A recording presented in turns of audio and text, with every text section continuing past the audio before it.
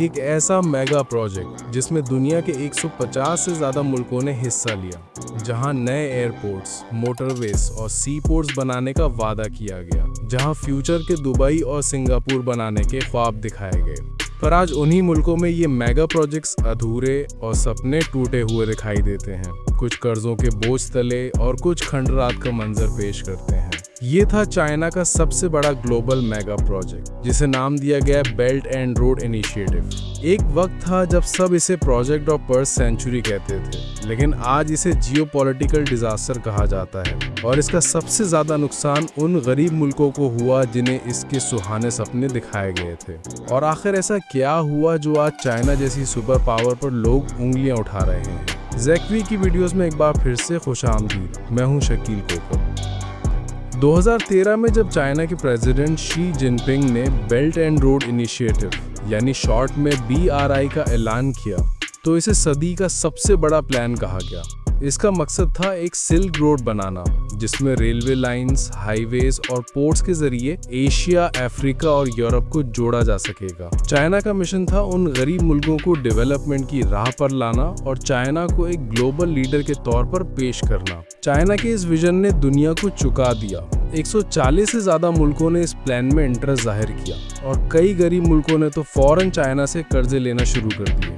देखते ही देखते चाइना ने इस प्रोजेक्ट पर $1.2 ट्रिलियन लगा दिए। पर यह पैसा चाइना ने उन मुल्कों को लोन की फॉर्म में दिया जिन्हें वेस्टर्न बैंक्स या IMF ने खतरनाक समझकर कर्जा देने से मना कर दिया था। पर जल्द ही BRI की असलियत सामने आने लगी। ये सिर्फ इंफ्रास्ट्रक्चर प्रोजेक्ट नहीं, बल्कि चाइना का एक जियोपॉलिटिकल और इकोनॉमिक एजेंडा था।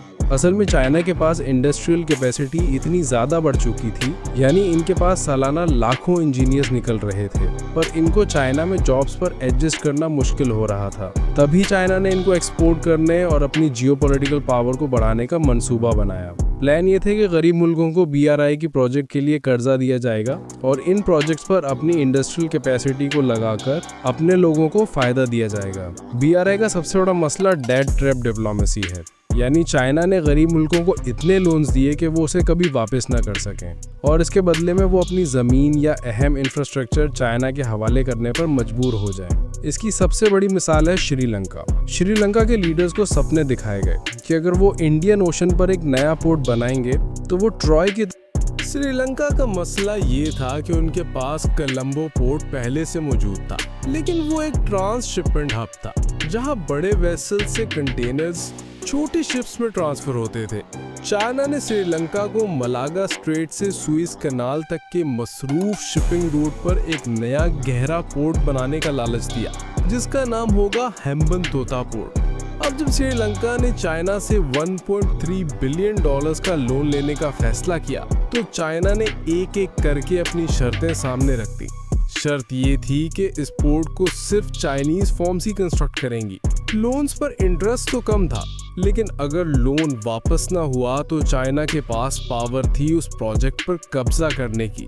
खैर, कंस्ट्रक्शन तो हो गई, लेकिन हेम्बनतोता पोर्ट कभी चल ना सका। फिजिबिलिटी स्टडीज ने दिखाया कि असल में यहाँ पोर्ट की जरूरत ही नहीं थी और हालात ये थे कि पूरे साल में यहाँ सिर्फ 30-40 शिप्स में स्टॉप ओवर किया था। अब जब पोर्ट ही नहीं चल रहा था तो लोन की अदायगी भी एक मसला बन गए। बात यहाँ तक पहुँच गई कि 2017 में एग्रीमेंट के तहत श्रीलंका को 99 साल के लिए पोर्ट चाइनीज कंपनी को देना पड़ गया। अब उस पोर्ट का पूरा रेवेन्यू सिर्फ पे एक्सपोर्ट पर जिंदा है, वो भी इस जाल में फंस चुका है। वहाँ की लीडर्स ने इकोनॉमी को मॉडर्न बनाने का सपना देखा और चाइनीज लोन्स की मदद से कई प्रोजेक्ट शुरू कर दिए। उन्हें ये नैरेटिव दिया गया कि IMF और वेस्टर्न कंट्रीज के लोन्स की शर्तें बहुत टफ होती हैं, लेकिन उन्होंने चाइनीज लोन्स की शर्तों की डाउन साइड पर कभी गौर ही नहीं किया। वो शर्तें जो कहती थी अगर लोन वापस नहीं किया तो चाइना उनके एसेट्स पर कब्जा कर लेगा। पर इन सपनों की कीमत बहुत भारी पड़ी थी। 2020 तक ज़ाम्बिया के टोटल कर्जों का 43% हिस्सा अकेले चाइना के पास था और नवंबर 2020 में जब कोविड-19 पेंडेमिक की वजह से ट्रेड और टूरिज्म खत्म हो गए और कॉपर की डिमांड कम हो गई, तो ज़ाम्बिया डिफॉल्ट कर गया। BRI ने कहीं इस छोटे से हिस्से पर इतने ज्यादा पैसे खर्च किए गए कि मुल्क की पूरी इकोनॉमी हिल गई। अब मॉन्टीनेग्रो का कर्जा उनकी जीडीपी के 80% से भी ज्यादा हो गया है और उन्हें आईएमएफ और यूरोपियन यूनियन से मदद मांगनी पड़ रही है। श्रीलंका ने हैम्बनतोता पोर्ट के पास एक एयरपोर्ट भी बनाया ताकि आसपास कोई डेवलपमेंट हो सके। मताला राजापक्षा इंटरनेशनल एयरपोर्ट $200 मिलियन की लागत से तैयार हुआ और ये पैसे भी चाइना से ही लोन की फॉर्म में लिए गए थे, लेकिन ना एयरलाइंस ने इंटरेस्ट लिया और ना ही पैसेंजर्स आए।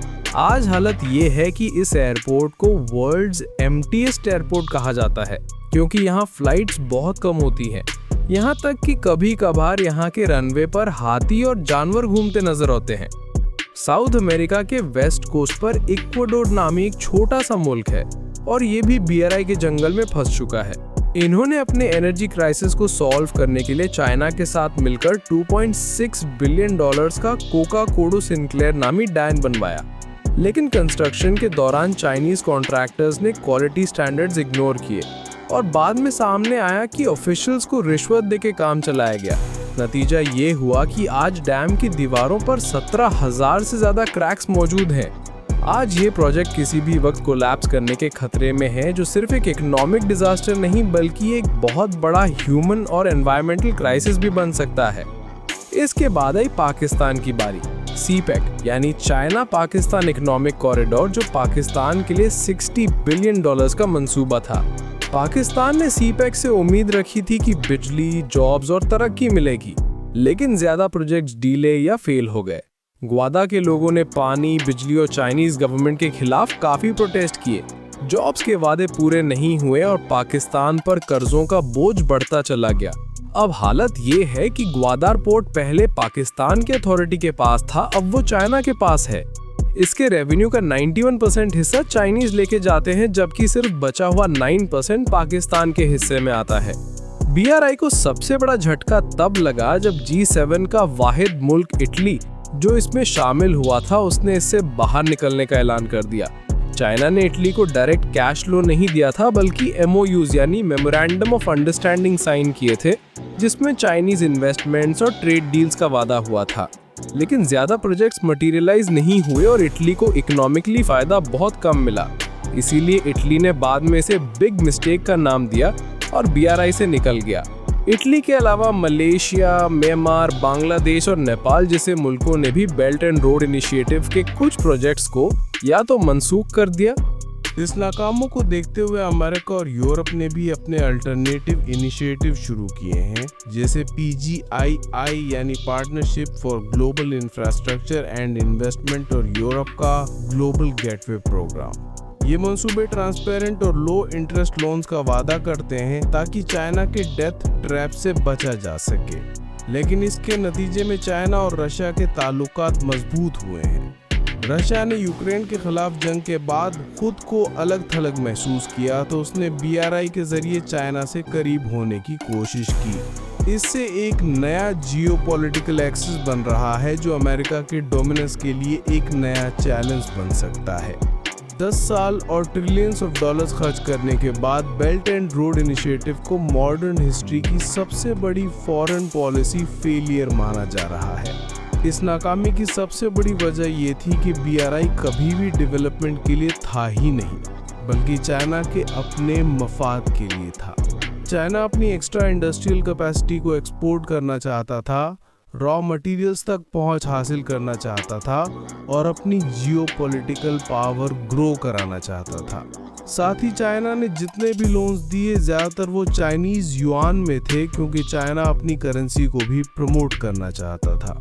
आज बेल्ट एंड रोड इनिशिएटिव एक नए मोड़ पर खड़ा है। चाइना इसे BRI 2.0 के तौर पर दोबारा से रीब्रांड कर रहा है, जिसमें डिजिटल इंफ्रास्ट्रक्चर, ग्रीन एनर्जी और सस्टेनेबल प्रोजेक्ट्स पर ज्यादा तवज्जो दी जा रही है। लेकिन दुनिया अब पहले की तरह सिर्फ वादों पर यकीन करने को तैयार नहीं। सवाल यह है कि BRI से जहां दूसरे मुल्कों को इतना नुकसान हुआ, क्या चाइना को इससे कोई फायदा हुआ या नहीं? असल में चाइना जो चाहता था ठीक वैसा नहीं हो पाया। चाइना चाहता था दुनिया में अपना कंट्रोल बढ़ाना, पर उल्टा BRI की वजह से इस पर डेड ट्रैप डिप्लोमेसी का लेबल लग गया। BRI की वजह से चाइना की खुद की इकोनॉमी स्लो हो गई। अरबों खरबों डॉलर्स के लोन वापस लेने और जिन प्रोजेक्ट पर कब्जा किया उनको चलाने की लायबिलिटी भी चाइना पर आ चुकी है। दूसरी तरफ चाइना ने BRI के जरिए दुनिया भर में 100 से ज्यादा पोर्ट्स में डायरेक्ट या इनडायरेक्ट स्टेक ले लिया है, जो चाइना की एक्सपोर्ट इकोनॉमी के लिए काफी फायदेमंद है। अगर BRI का पूरा नेटवर्क कंप्लीट हो गया तो ये एशिया से यूरोप तक का सबसे लंबा रोड, रेल, सी कनेक्शन होगा, जिसमें दुनिया की 65% पॉपुलेशन कवर हो पाएगी। उम्मीद है ज़ैक टीवी की ये वीडियो भी आप लोग लाइक और शेयर करेंगे।